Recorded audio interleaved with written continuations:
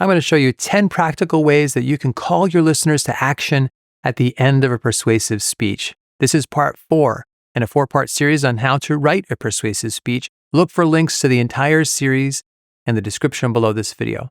One major difference between most other types of speeches and a persuasive speech is that there's almost always a call to action in the conclusion of a persuasive message.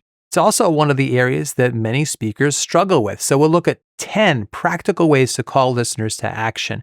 The idea is you would use just one of these near the end of your conclusion of your speech. Most of these work well for Zoom presentations as well as face-to-face, but you'll have to adapt my advice to your own situation.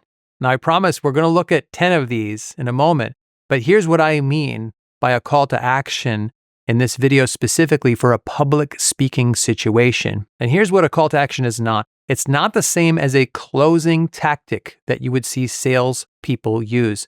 Even in a professional situation, you should not use any type of artificial pressure at the end of a presentation to make people feel like they have to agree with you right there or the deal is off the table. I don't teach that garbage on my channel.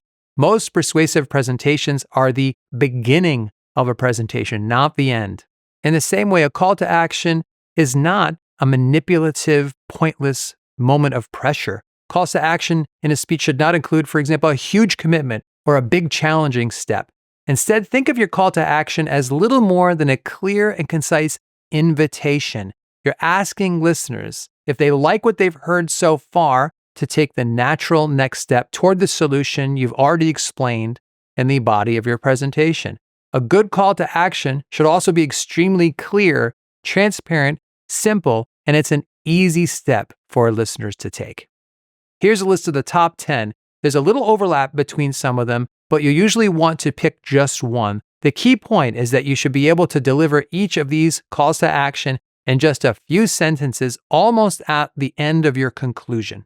Number 1, you can invite listeners to scan a QR code on the screen that leads to, let's say, an opt-in page or some other resource. Now, this is so common nowadays. I wanted to mention it and get it out of the way, but it is still useful. I often use this. If you've done your job well during the rest of the presentation, many of your listeners will want to learn more. And a QR code can lead to almost any resource online and put listeners exactly where they want to be to take that next step.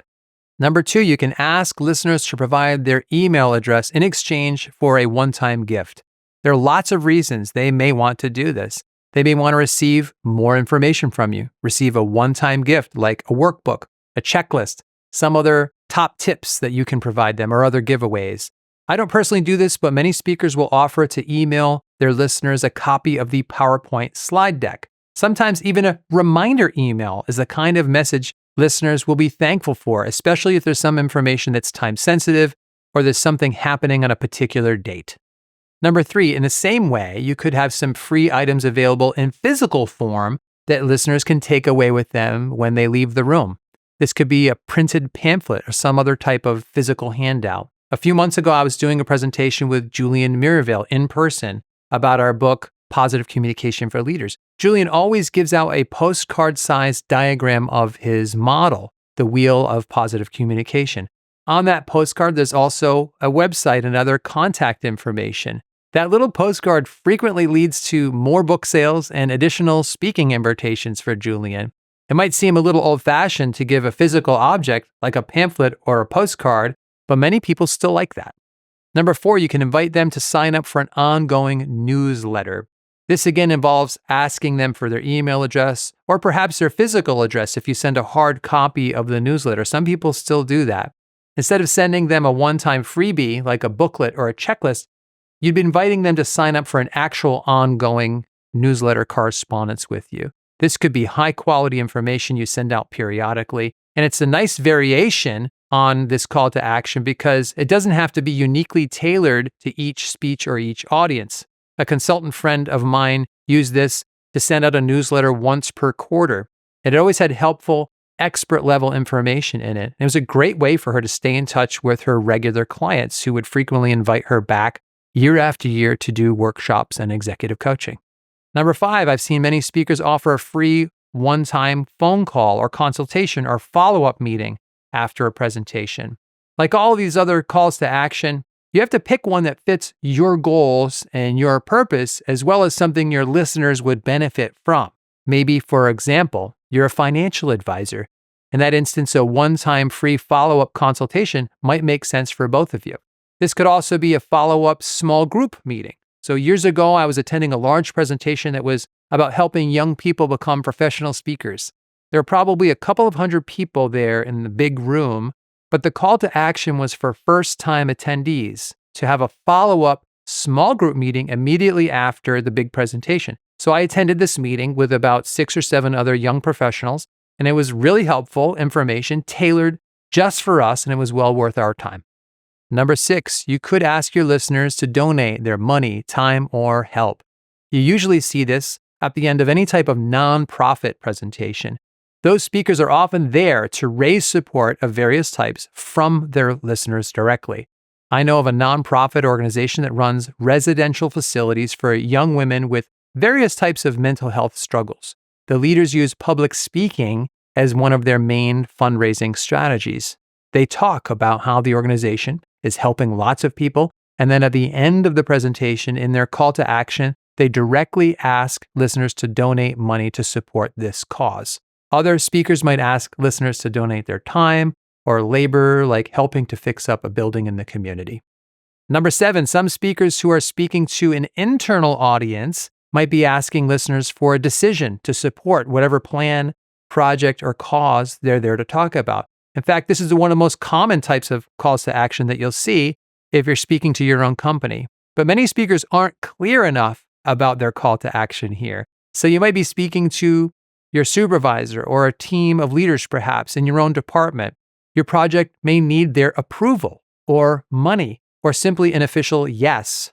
There's always somebody at work above us who can say yes or no. If you're doing a persuasive presentation to an internal audience, make sure you have a clear call to action where you directly ask them to support your project. They may not be able to say yes on the spot, and don't word it in a way that creates artificial pressure or puts them on the spot right there. Certainly more conversation is likely to follow your presentation, but you at least want to be clear on what you're asking them for. Otherwise, if you don't ask directly, they may get the impression you're just there to let them know about your project and inform them in a general sense. Number 8, you may ask your listeners to make a commitment to themselves. Many times you'll be speaking about a topic that's really important, but there's nothing in particular your listeners can do right there. What I've seen some speakers do is ask listeners to pause and make a decision for themselves. I've even seen some speakers distribute, let's say, a small card, a commitment card with some information on it. It could be a commitment to exercise 3 days a week. It could be a commitment to read more books. The possibilities are endless. The idea is to ask your listeners to do at least one small thing, even if it's just to write their own name on a personal commitment card that they keep. That may be an extra step that motivates them to follow through on what you talked about in your message. Number 9, this one is similar. You can ask your listeners to do something right on the spot that is symbolic, a symbolic action, or a bit of practice. Let's say you're giving a speech to college seniors, who I often talk to, and they're about to graduate and get their first full-time job. Your presentation is meant to encourage them to enroll in their future employer's 401k program when they start their career. Now, clearly, they're in the room with you. They're not at their employer's offices, and they may not even have a full-time job just yet. But you're still going to ask them to take a symbolic action, something like you ask them, repeat after me.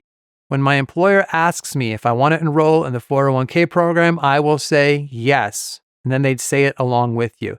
This type of call to action comes in handy when you can't do the actual thing, but it's a little more public than a personal commitment card, for example. Instead, you have them practice aloud or do something symbolic to reinforce your message. And number 10, invite them to have a personal conversation immediately after the speech. I like this one because it's so natural and timely. Almost every time you give a speech, a certain percentage of people will want to meet you, to talk with you, and to engage. In a room of 30 people, a handful of them will hear your message and have the attitude of, let's do this. So you can use that natural desire as a call to action. There's some terminology that professional speakers use. One concept is called back of the room sales. You may have heard of this, where they'll often mention at the end of their speech that they have books or other resources for sale after their speech at the back of the room. But what many speakers say is that the real benefits are what they call front of the room sales, right in front of the speaking area. If they've done a good job in their presentation, they say, if you'd like to talk more, come down to the front after the presentation. I'd be happy to talk with you. This usually leads to great conversations, sometimes leads to additional invitations to do further presentations to other client organizations. Here's a summary of the top 10 calls to action you can do at the end of a persuasive speech, but just pick one of them for each speech. This will go right near the end of your conclusion, but you still may want to share one last concise story or go out on a high note in some other way before you actually end your presentation. I put my call to action in the second to last position in my presentations, and then I finish with what many people call a clincher. This is the end of part 4 of this series, and here's my call to action to you. If you've watched this video, or if you've watched the entire series of all 4 videos, please say hello in the comments section below. And if you do, I will give you a heart and tell you congratulations for finishing the whole series. Until next time, thanks, God bless, and I will see you soon.